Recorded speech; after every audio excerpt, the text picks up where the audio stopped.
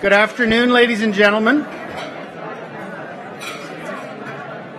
Good afternoon, ladies and gentlemen. Please join me in welcoming our television and webcast viewers. My name is Fred Mifflin, President of the Canadian Club of Toronto. Viewers, we're very pleased that you are participating with us today for the third installment of our Canada 150 series. For 120 years, the Canadian Club has been proud to provide a forum for leaders and visionaries in every aspect of society to share their ideas with us and to challenge our thinking. We're committed to providing a welcoming venue for discussion and debate on issues that impact our lives. Through our programs and activities, we offer access to dynamic business, political, and public figures from around the world. Today's panelists are a prime example. Before I formally introduce them, here's a preview of some of our upcoming events. On Friday, September 30th, our Canada 150 series continues with Dave Mackay, President and CEO of RBC, and a panel of dynamic digital entrepreneurs. And on Monday, October 3rd, in partnership with Le Club Canadien de Toronto, we are proud to host the former Prime Minister of France, Jean-Pierre Raffarin, who will discuss the current geopolitical trends and how they affect the strengths and alliances between countries. To order your tickets or to learn more about the club, please visit our website at canadianclub.org. You can also join the conversation via Twitter and Instagram by following us at CDNCLUBTO or by using that hashtag. I want to express special thanks to our Canada 150 series sponsors, the City of Toronto, represented by Councillor Crisanti, and Gluskin Chef, represented by Samir Asaf. Thank you both for your terrific support.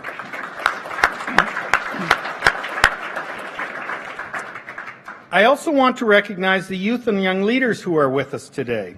Civic Action Diversity Fellows, Rotman Women in Management Association, the Monk School of Global Affairs, and Seneca Helix, sponsored by NR Store, Scotiabank, Tories, and Blair Franklin Capital Partners. Welcome and thank you for joining us.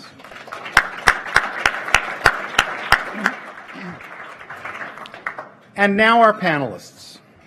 A recent Financial Times article stated that in order for sustainability initiatives to be effective, they must address a number of important issues. These include innovation, prosperity, productivity on the one hand, and social and environmental issues on the others. So true long-term sustainability must achieve a balance between potentially competing factors. This afternoon, we're fortunate to have a talented and deeply experienced group of panelists who have successfully embedded sustainability as part of their organization's strategic objectives. Lorraine Mitchelmore has more than 25 years of global experience in the oil and gas industry. She's held senior roles at some of the world's leading energy companies, including Shell Canada, Petro-Canada, Chevron, and BHP. Dr. Ilse Treurnicht is an expert in emerging technology and innovation. Since 2005, she's been a leading force in Toronto's Mars Discovery District, where she currently serves as CEO. The Innovation Technology Hub supports entrepreneurs in a number of key sectors, including health, IT, and clean tech. Annette Verschuren has received our nation's highest civilian honor, an Officer of the Order of Canada, for her leadership in the retail industry and for her long-standing commitment to corporate social responsibility. For a period of 15 years, she was instrumental in growing Home Depot Canada, both at home and internationally. She currently serves as Chair and CEO of NR Store. We're also pleased to have Susan McArthur moderating the discussion today. Susan is a former investment banker and is currently the managing partner at Green Soil Investments and is a close friend of the Canadian Club. Ladies, the Canadian Club of Toronto's podium is yours.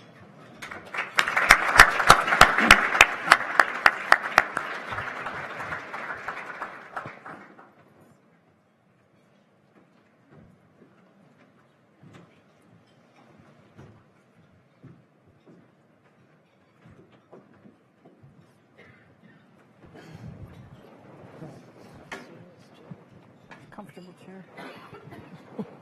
All ready to go? Ready to go. Good afternoon, everyone. We've got a fantastic panel this afternoon, so I'm looking forward to engaging in a lively conversation about sustainability and innovation. So we have with us an incubator in Ilse, a former corporate titan in Lorraine, and an entrepreneur now with Annette. And I think we'll get very different perspectives on some of the topics that we're talking about. So I'd like to kick it off with Lorraine, maybe with the elephant in the room, having an oil and gas background around sustainability. Maybe you can tell us how you drove sustainability at Shell and kind of what kind of resistance or encouragement did you get in that role? Yeah, it's interesting. Oil and gas is an elephant. It feeds, the whole world, and in our insatiable need for energy. But sustainability is, I think, one of the key things of what's happening over the last many years is we've been blessed with oil and gas. We've been blessed. It's fueled our economy. It's fueled the global economy. It's fueled Canada's economy. It's been an engine. And when I took over, I'll give you an example from the oil sands. When I took over the oil sands, I was looking at it from a global perspective. And globally, what's happening is we are going through a massive, I think, transition. Mm-hmm. And a transition where, capital flows globally, and an expectation from our customers that we can deliver energy in the most sustainable way and the most affordable way. So I looked at the oil sands and I said, what's key for us is we've got to compete for capital globally. So we have to be competitive economically with any other resource in the world if we're going to be able to be successful in the long term. But we also have to be competitive economically. And so in the traditional past, we would have, how do you get to the economic path? And I think that's probably pretty much the same in most industries. Today, that's not acceptable. And you have to look at it through the lens of competitive economically and environmentally, and I would add socially as well. Yep. So it's the triple bottom line thinking that's been around for a long time, but now, in order to satisfy the customers of the future, I really believe you have to think in the three ways. So when I look at what I was trying to do at Shell, in the oil sands, you've got to picture the oil sands has been one of the fastest growing industries in Canada, actually, and beyond Canada for a long time. So when you're in growth mode, you're thinking about getting your product to market, get the product out. And so the economics were there, but we weren't thinking about the long term. And so the real push, we had to get the culture to say right from day one, from when you design a project and how you operate a project, every person in the organization has to think about how you're going to do it economically and how you're going to do it environmentally. And that was the banner that was right across the organization. Right. And the front line as well. Resistance was, we've always done it this way. And I'm sure every other business is the same thing. Right. But key thing is to get the front line thinking that way. Right. And so front line often around boardroom tables or management tables means how do you get capital allocated to your projects? So maybe Annette, you can speak to that in terms of what you're doing at Enerstore and maybe previously what you did at Home Depot in terms of making sure that you get the resources for the sustainability and the innovation around the table and that the organizations are focused on what you're doing. So I'll start with my experience at Home Depot, and I was there for 15 years. And an example of transformation here is the forestry industry. I happen to be the chair of the Environmental Council of Home Depot when there was an enormous pushback from Indigenous people and people from around the world on the quality of forest management practices around the world. And so this was a boardroom discussion with Arthur Blank and Bernie Marcus. It was really interesting. And I was in the middle of it. And the team at Home Depot, Atlanta and Canada, decided, let's use our purchasing power to change this. Right. And so we demanded third-party certification of forest products that we would buy. We used our purchasing power to change and transitionalize and change this industry. And it worked. Today, when you take a look at the forest management practices around the world, they've improved exponentially. Yes, there are a few problems, but what happened was the leaders at Lowe's, leaders at Rona, everybody followed that practice, and it changed the industry.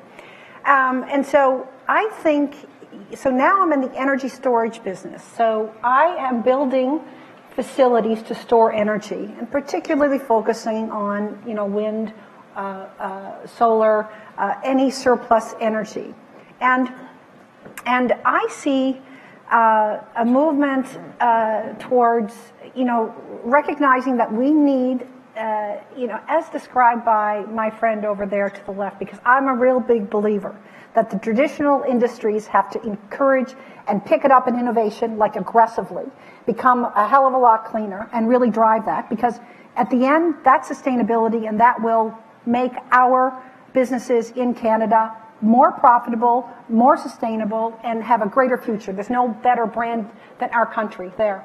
But in terms of energy storage, so we're building facilities, flywheel facilities, local manufacturer here, Temporal Power, Hydrostore, which is a compressed air operation. We're building a really interesting incubation system to drive the low carbon economy. And so we need to get the traditional businesses going, and we need to build that future economy. And so that's what we're trying to do. I think, Ilse, this is a good time for you to jump in. So Ilse is CEO of Mars, which is a great incubator for many new emerging companies, including in the clean tech space.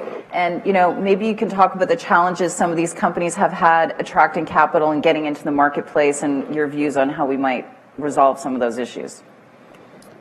Yeah, the challenge is that these businesses are capital intensive. They have high technology risk in the early stages, and once they start to get their technologies proven, they then have to scale by building significant infrastructure. And so we're at that stage today where I think it's a new field of investment, and so many of the pools of capital that certainly are available have not played in this industry before, and are still struggling to understand the risk profile of these businesses. And what we have to do, and we have absolutely no choice, is we have to actually build a continuum of funding options across that life cycle, starting with excellence at the early stage research, because we need to keep fueling our pipeline and train the talent we need.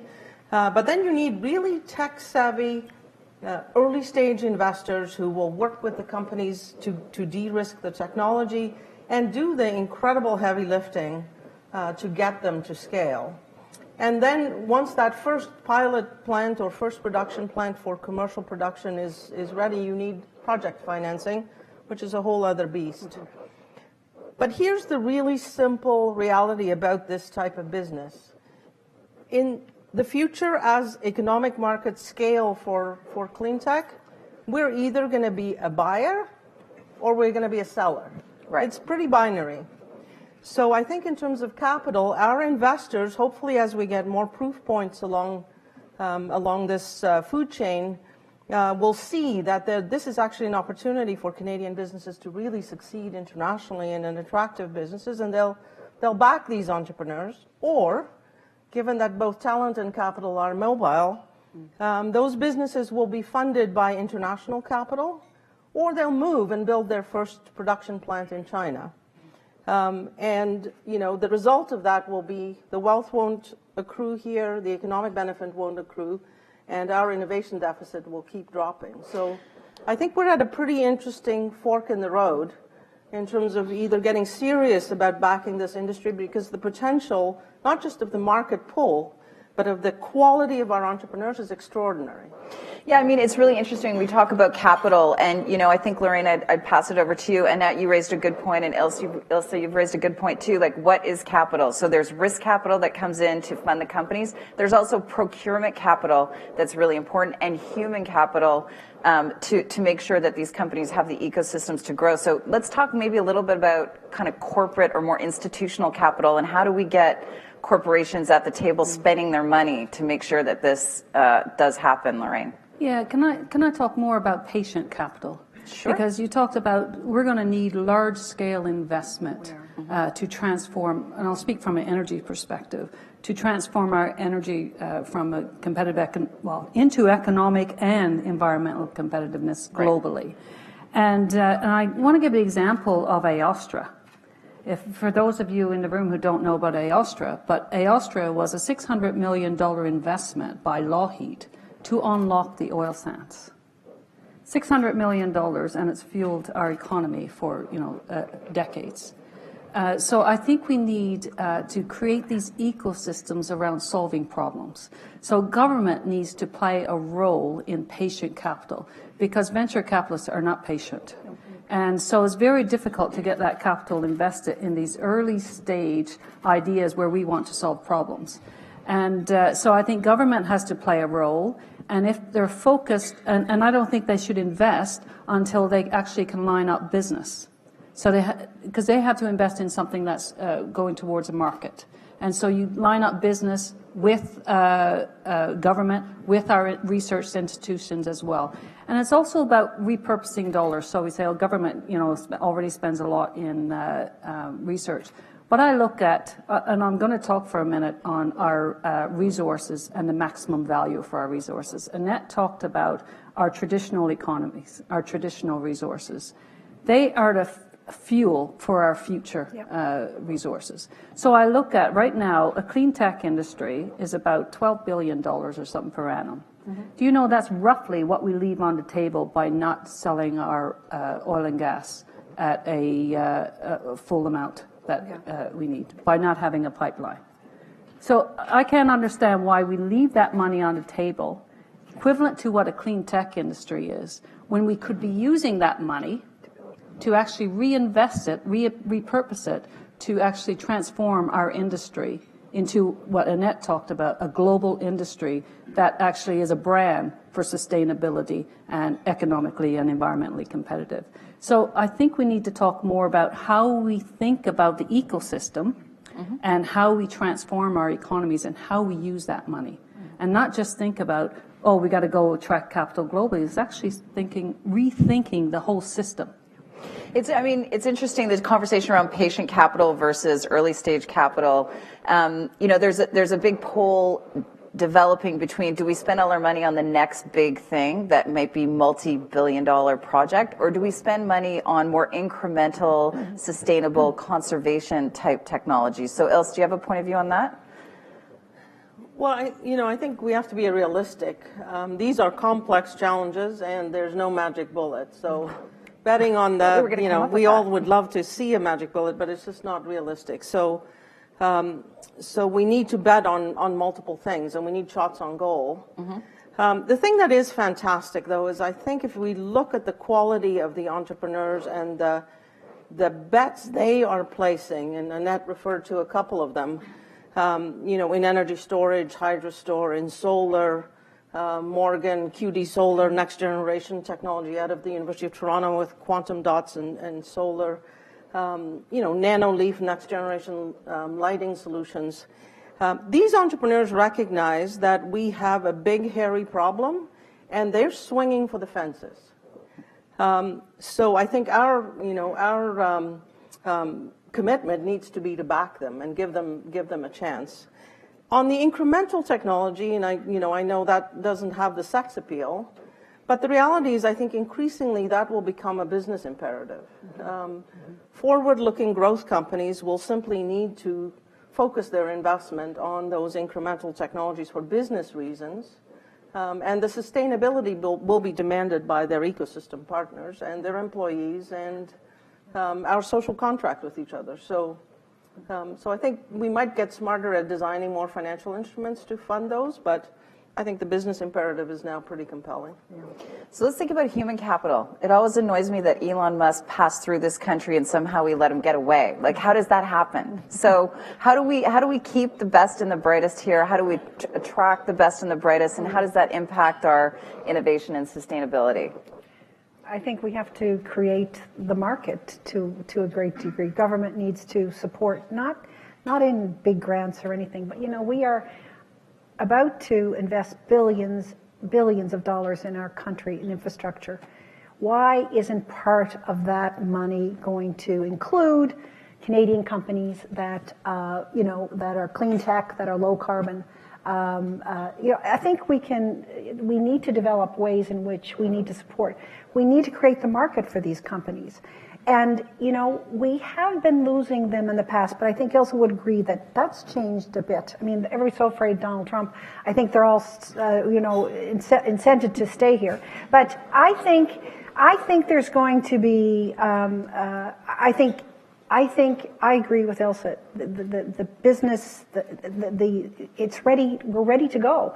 We have an enormous opportunity to really drive the clean tech, innovative opportunities and build up companies across Canada. Where are the new jobs going to come from? Yes, and we have to retrain the people in the industry. I'm from Cape Breton. Lorraine's from Newfoundland, so is Fred Mifflin. We see these boys coming back, and there's no jobs, and we have to change that. We really do. We have got to find ways to create better markets, bigger markets. I really believe in pipeline as well. We need to create that market and become the best in that market, but at the same time build that new economy that we need to go to. So, ready to go, we've been talking about this for a number of years now. Canada has a well-known productivity issue. Yep. It's been front and center for a number of years now, ready to go. How do we get there? Maybe Ilse, you want to jump in on that one? Because I feel like we're ready to go, but I feel like we're not really going. I don't have that pessimistic a view, but our challenge is absolutely scaling, right? Mm-hmm. We are very inventive at the front end of the pipeline. We create more startups per capita than our partners south of the border. But our market locally is small. Mm-hmm. We have a big floppy geography and a small population, so density is an issue. But we have so many assets.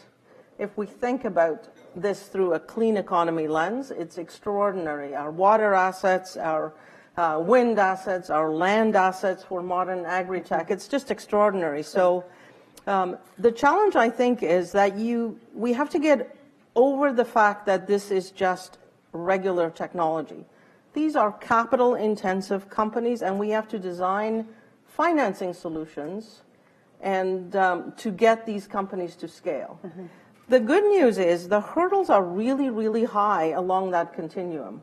But when you get to the point where you are building that first commercial plant, you're alone in the race, mm-hmm. because the others have all died along the way. And if we can just help our winners run faster, mm-hmm. as a strategy, with capital solutions, with the regulatory incentives, with innovative procurement, build a really targeted strategy for scaling, the opportunity is absolutely ours. Because if we don't do that piece, we're just going to keep building more startups that run into the same brick wall. Susan, I'll give you an example. Okay. So I eventually chaired the Venture Capital Innovation Fund, the $400 million that went out under Jim Flaherty. He asked me to be part of that. And all the people that came to the table, it was all short-term investors. So the venture capital people got to get their return in 4 years. They don't want to put any capital in projects. So it was all IT focused, which is great, enormously important for our country.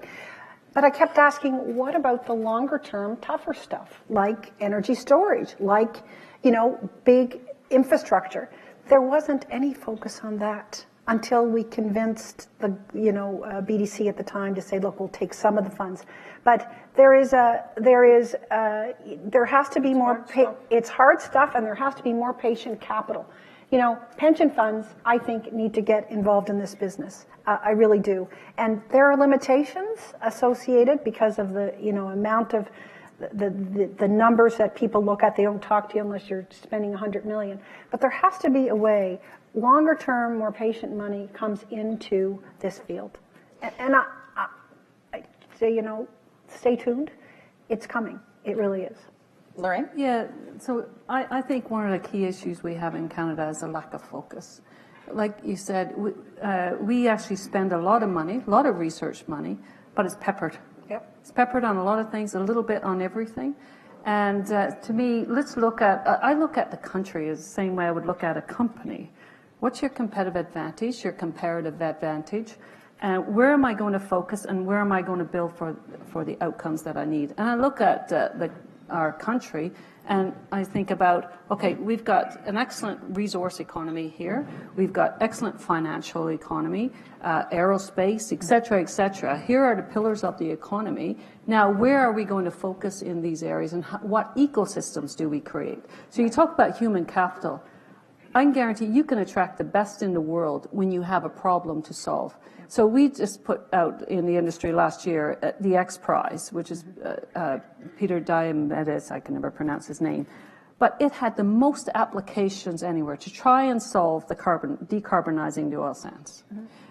We'll attract the best and the brightest with that. So if you're very focused, you create the right ecosystem, the right framing around how you make decisions, regulations, you get actually certainty, you will get business investment in that. You will attract the best and the brightest. So I think that's one of our challenges, is we're peppered everywhere. We need to be focused, and we need to, as a government, I was mentioning this earlier, we need to actually frame up very simply how we are transitioning from the old industrial economy, which has served us well, to the new economy, lower carbon economy. Right. Not just we're switching to clean tech.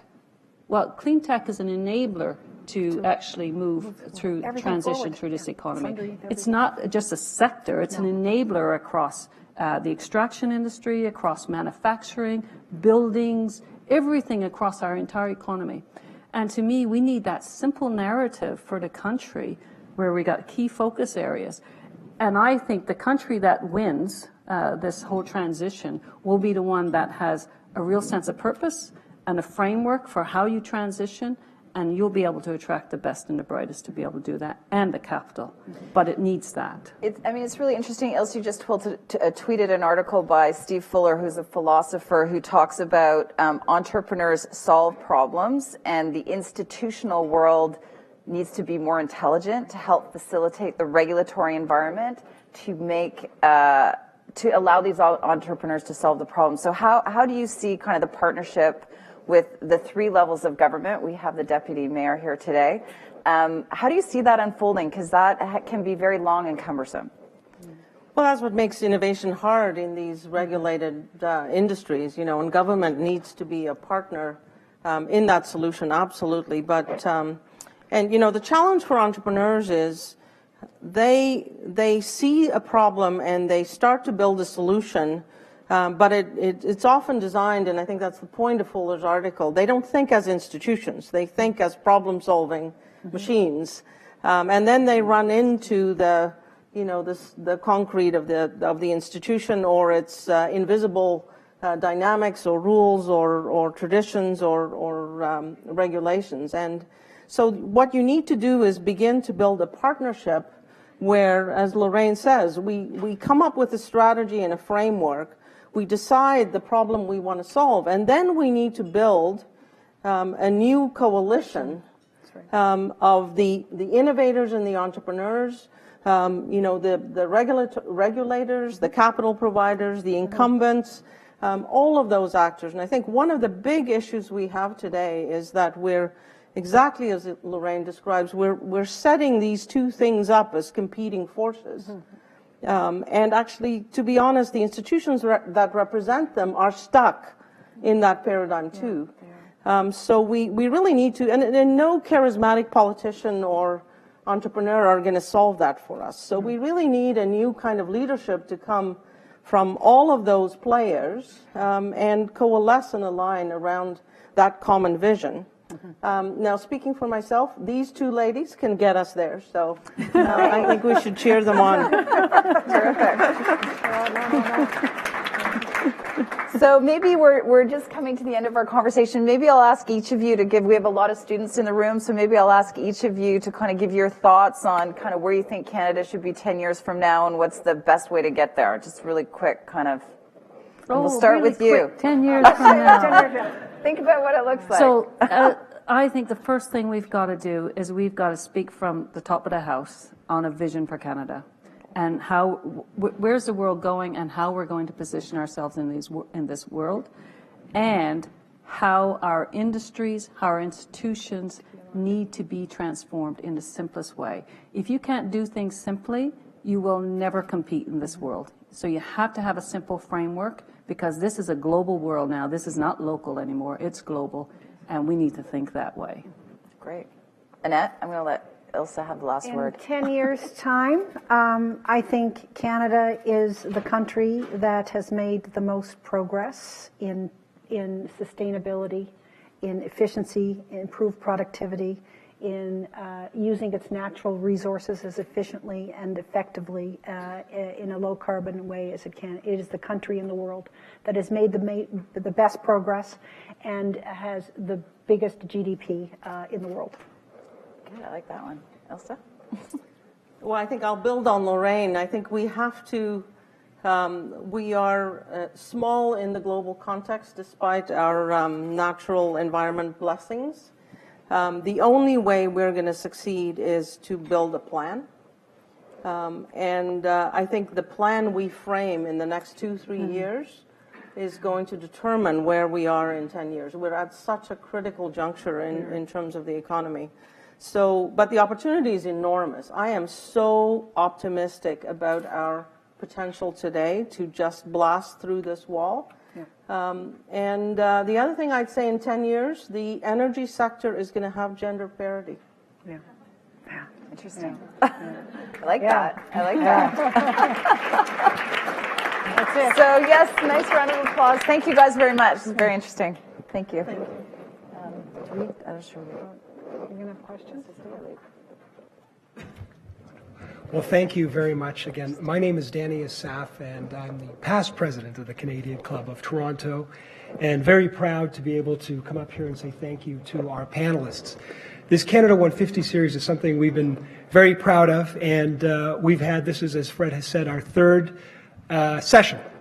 And in working closely with Richard Blundell, it was clear, and I thought some of these sessions were going to deal with issues that are tougher than others. This was the toughest issue, and it's reconciling this contradiction that Fred... Well, we needed 4 women. That made it easy, I think, but it's this contradiction between how do we take sustainability, efficiency, make it profitable, which is ultimately to gain a future for Canada which has the best quality of life and we can most preserve our way of life. And there is no doubt today this panel has helped illuminate and to give us encouragement that we're going to be able to solve these problems, with Lorraine reminding us, among other things, how we take the assets that we have and transition them into this new global economy and these new priorities. For Ilse, for reminding us that in order to do that, we're going to, among other things, need the capital and need the players to be able to fund that.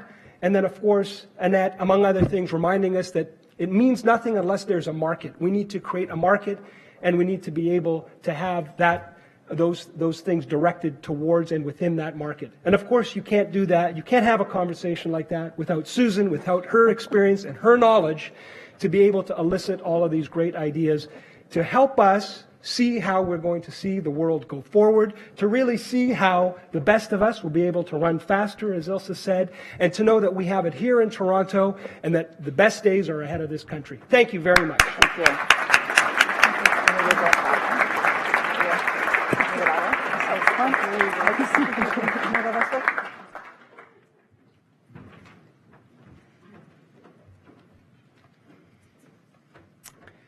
Thanks, Danny. I'd also like to reinforce our appreciation and thank these incredible leaders for joining us today and for very encouraging and uplifting remarks. Thanks also to the City of Toronto and Gluskin Sheff, our Canada 150 series sponsors, for your support. And Annette, I want to say thank you for the East Coast plug there for all of us. We can use more of that. This concludes our program today, which will be broadcast on Rogers TV in the days to come. We're grateful to Rogers TV and 680 News for their continuing promotion of Canadian Club events. We also want to thank MediaEvents.ca, Canada's online event space, and VVC for live streaming today's event. To learn more about the club, please visit us at canadianclub.org. Thanks again for joining us. We look forward to seeing you at another of our upcoming events in the near future. Have a wonderful afternoon.